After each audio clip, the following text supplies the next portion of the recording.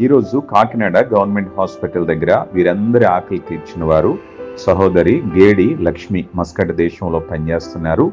వారి అక్కగారు కుమార్తె బాత్కూరి దుర్గాదేవి గారి యొక్క జ్ఞాపకార్థమై ఈ కార్యక్రమాన్ని స్పాన్సర్ చేశారు. దేవుడు వారి సంపూర్ణ కుటుంబాన్ని ఆశీర్వదించి ఆదరణ కలగచేయునుగాక.